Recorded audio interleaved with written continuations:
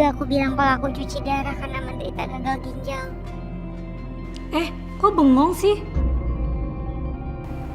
Lagi mikirin itu tuh, sebel sama sekolahnya Caca. Libur-libur gini mintanya rapat aja. Ayo semuanya yuk, cobain nih makanannya nih, minumannya yuk semuanya yuk. Aduh, enak loh, pengen sih. Tapi takut gigi aku sakit, soalnya semalam aku udah mimpi. Mimpi apa? Mimpi gigiku lepas. Wah, itu sih tanda-tanda. Tanda-tanda apa? Tanda-tanda kematian. Bisa jadi sih, tapi banyak juga loh tanda-tanda kematian itu. Misalnya ada burung gagak atau burung aneh lainnya pada malam hari di atap rumah kita.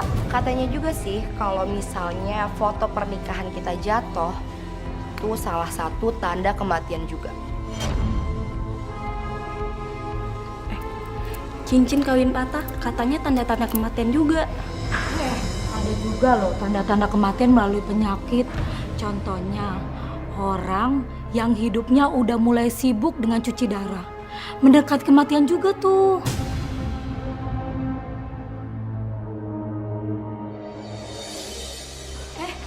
Linda, mau kemana? Ma, mereka itu nggak tahu kalau kamu cuci darah. Ya tapi kan itu kan tanda-tanda. Kalau aku nggak sakit, kalau umur aku panjang juga nggak mungkin mereka ngomong kayak gitu. Ya itu semua cuma kebetulan. Emang kamu sama aja kayak yang lain. Nggak percaya sama aku. Tuh kan? Banyak juga loh tanda-tanda kematian itu. Misalnya ada burung gagak atau burung aneh lainnya pada malam hari di atap rumah kita. Burung gagak. Ini suara burung gagak. Cepetan kamu usir burung gagak dari atas rumah kita sekarang. Gimana ngusirnya, Ma? Itu kan burung liar. Aku nggak mau tahu. Pokoknya kamu usir aja. Pokoknya nggak boleh ada di atap kita. Udahlah, kamu gak usah pikir yang aneh-aneh. Ya udah. Kalau kamu nggak mau ngusir, aku yang usir burung gagak sendiri. Ma.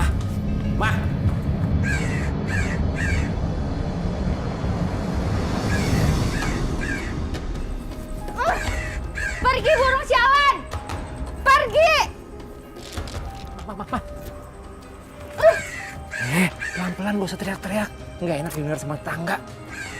Udah. Sini. Biar papa yang nimpukin. Dari tadi, kek.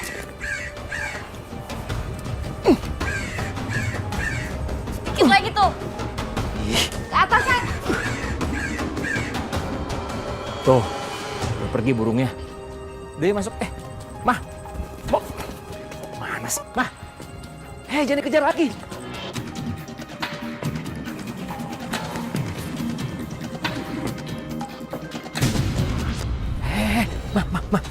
Ma. Udah, Ma. Jangan, Ma.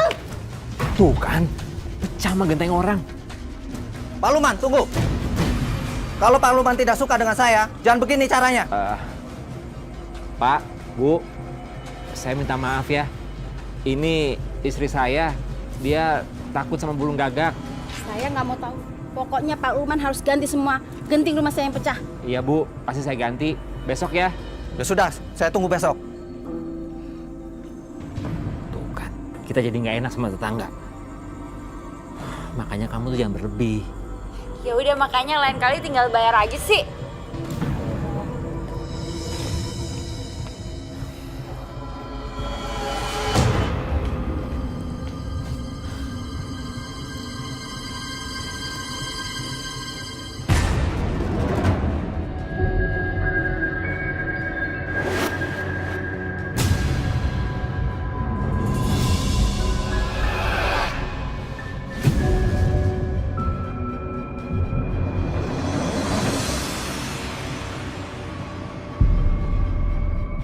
Cincin kawin patah katanya tanda-tanda kematian juga.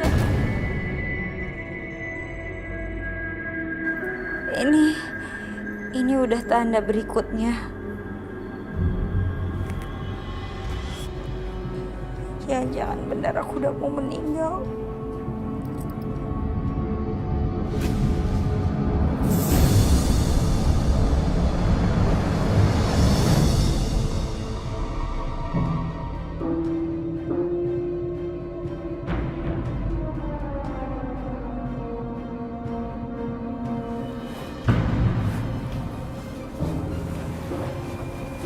Ma, kamu yakin udah mau masuk kantor?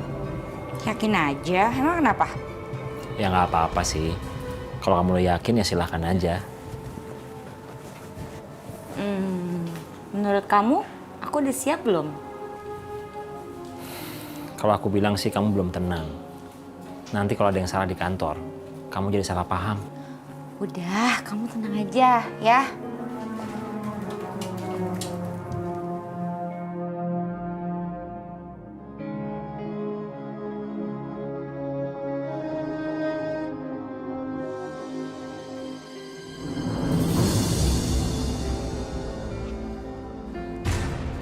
Bu, ini laporan selama Ibu cuti.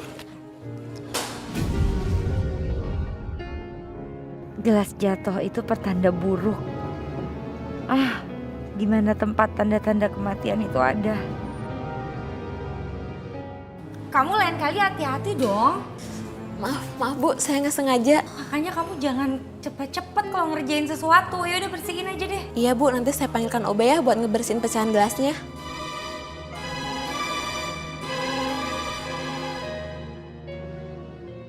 Kok kamu masih berdiri di sini? Kenapa kok kamu ngeliatin saya kayak gitu? Ibu nggak apa-apa. Emang ada yang salah sama muka saya? Muka Ibu agak pucet. Pucet biasa apa kayak pucet orang mau mati? Kok Ibu ngomongnya gitu? Pucet biasa Bu, mungkin Ibu kurang sehat. Ya mungkin. Ya udah panggilin Obe aja deh. Bersihin ya. Iya Bu.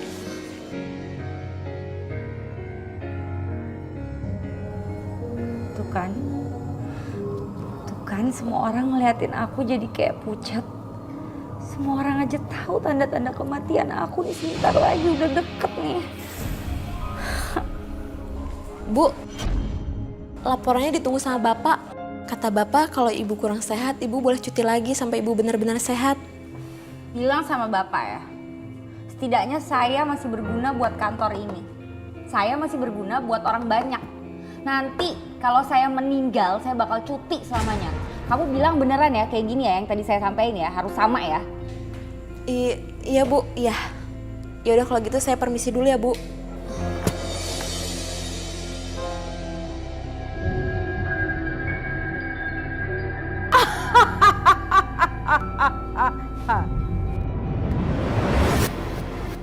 Kalau kamu mau tahu tentang kematian, aku akan jelasin. Iya, saya pengen tahu aja Bunda Ratu. Kamu merasa tidak? Orang terdekat kamu tidak memperhatikan kamu. Misalnya, suami kamu, atau anak kamu, teman-teman kamu, itu tanda-tanda kematian.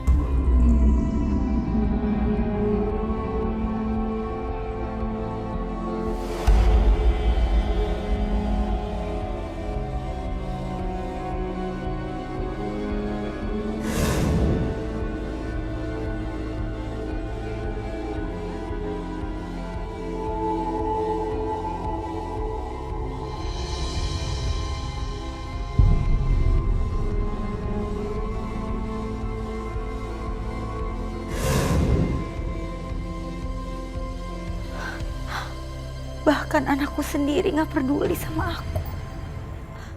Caca! Caca!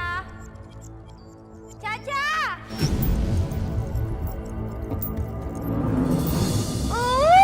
Caca!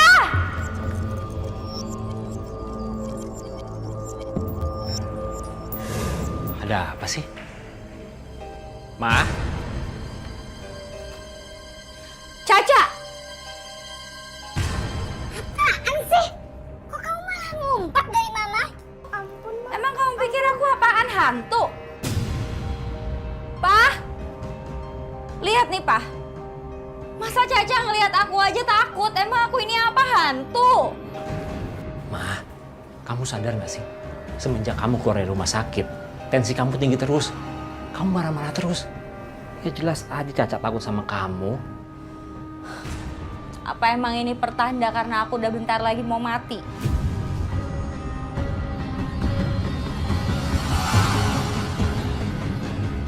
Berarti benar ya kata dia. Semua orang di sekeliling aku tiba-tiba berubah jadi nggak peduli sama aku. Dia itu siapa sih, Mah?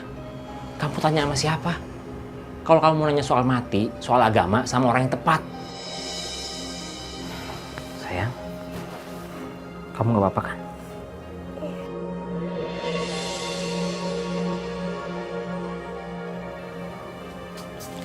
Maafin mama ya. Sini sayang.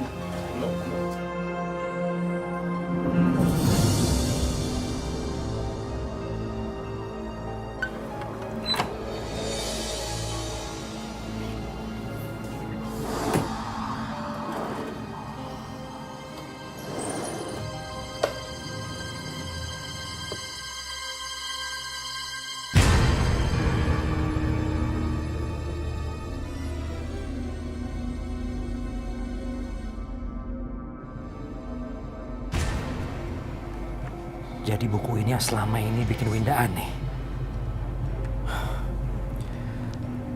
Buku ini harus dimusnahin. Harus dibakar.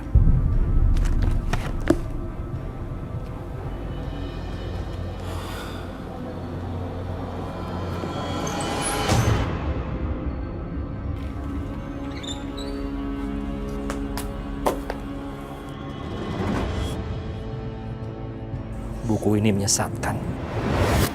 Setelah ini, aku harus ketemu sama Umi. Aku harus tanya, sebaiknya kelanjutannya gimana.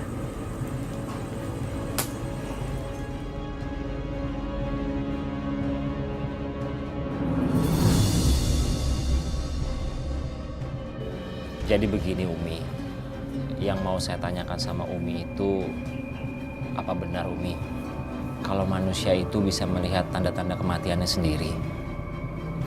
Soalnya istri saya merasa dia bisa melihat tanda-tanda itu. Seperti misalnya dia merasa kesepian, kurang diperhatikan sama keluarga, atau bahkan mendengar suara burung gagak. Sebenarnya apa sih Umi? Apa ada tanda-tanda kematian dalam Islam itu? Kalau kita bicara soal kematian, itu kan artinya mati itu sendiri kan keluarnya roh dari jasad. Ya kan? Di dalam Al-Quran Allah berfirman, Yas'alunaka 'anir ruh, qulir ruhu min amri rabbi. Urusan roh itu nggak ada orang tahu, yang tahu hanya Allah. Kapan keluarnya, artinya kapan kita akan mengalami kematian itu. Nah, kalau tadi Mas Lukman bilang istrinya dengar suara burung gagak, ya terus dan lain sebagainya. Kalau menurut Umi, suara burung gagak seperti itu ya memang sudah sunnatullah.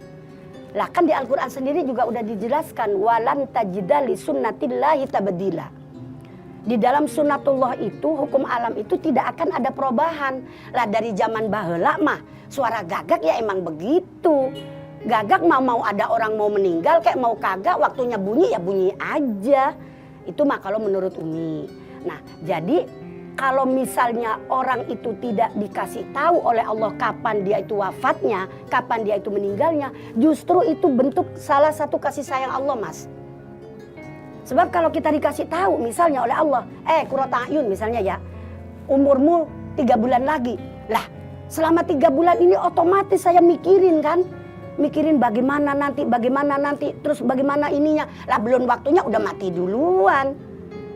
Justru kita nggak dikasih tahu agar supaya ya kita tetap bersiap-siap untuk menjemput ajal itu. Lagi pula agar supaya tidak membebani kita. Tuh sayangnya Allah. Dan kalau orang itu semuanya tahu kapan mau meninggalnya, lah baik semua orang mah. Tobat semua, kagak ada yang kagak tobat. Nah makanya kalau menurut Umi mah emang itu rahasia Allah. Kita nggak tahu itu kapan iniannya, tanda-tandanya itu. Terima kasih Umi atas semua penjelasannya. Sama-sama, iya.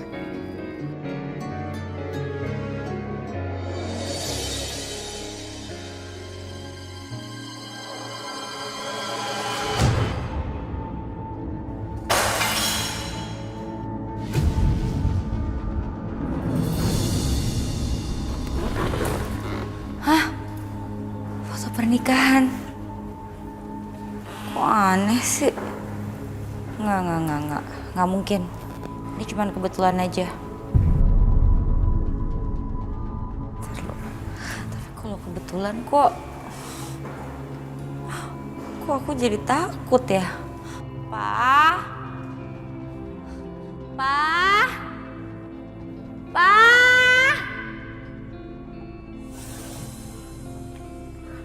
Ada apa sih? Ini aneh banget. Foto pernikahan kita jatuh. Mungkin karena ada angin kenceng tadi, makanya fotonya jatuh. Kalau emang ini gara-gara angin, pasti yang jatuh semua dong. Ini kenapa cuma yang jatuh foto pernikahan kita aja? Ayo, aneh banget, Pak. Udah cukup kamu gak usah bahas ginian terus. Pak, ini tanda-tanda udah semakin jelas ini. Kamu harus mikirin loh, nanti kalau kamu hidup gak sama aku gimana?